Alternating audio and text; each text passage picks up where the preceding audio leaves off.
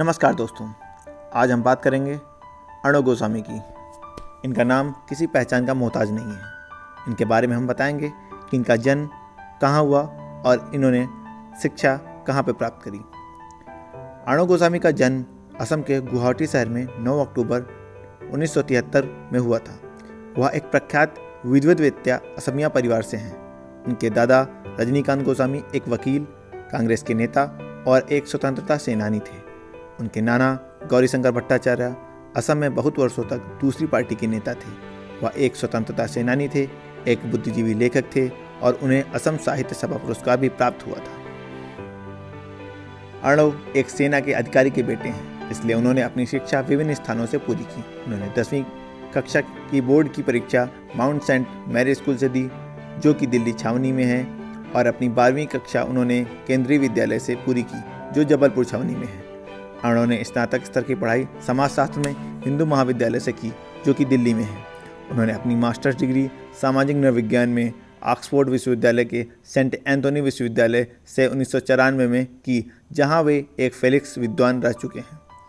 वे सन 2000 में कैम्ब्रिज विश्वविद्यालय के सिडनी सक्सेस कॉलेज के इंटरनेशनल स्टडीज विभाग में एक विजिटिंग फेलो थे। वहाँ के वो DC पवेट फेलो रह चुके हैं। अर्णव गोस्वामी की पत्नी का नाम पीपी गोस्वामी है। उनका एक बेटा भी है। उनका दिल्ली और मुंबई दोनों जगह आना जाना लगा रहता है। अब हम बताते हैं अर्णव के जीवन की यात्रा के बारे में। अर्णव ने अपनी जीवन यात्रा की शुरुआत द टेलीग्राफ से की, जहाँ पर उन्होंने एक वर्ष समाचार पत्र के संपादक के रूप में काम किया। फिर 1995 में उन्होंने द टीवी में काम करना शुरू किया, जहाँ पर वे एक दैनिक समाचार के एंकर थे और वह न्यूज़ टुनाइट नामक एक कार्यक्रम की रिपोर्टिंग करते थे। बाद में अर्णव NDTV का मुख्य हिस्सा थे।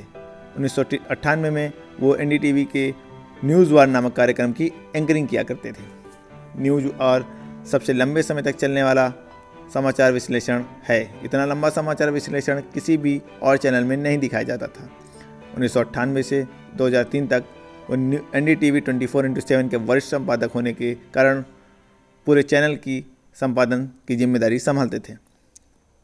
NDTV उनके उभार की पहली सीढ़ी बना, जहां वह समाचार संपादक के रूप में प्रमुख टीवी का हिस्सा रहे। 1998 से 2003 के बीच न्यूज़ आवर का संचालन।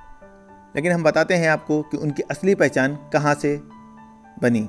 उनकी असली पहचान टाइम्स नाउ में ही बनी, जहां तेज-तर्रार शैली में कार्यक्रम पेश करने की उनकी शैली ने दर्शकों को खूब लुभाया, जिसके दम पर टाइम्स नाउ देश में अंग्रेजी का सबसे ज़्यादा देखा जाने वाला चैनल बन गया।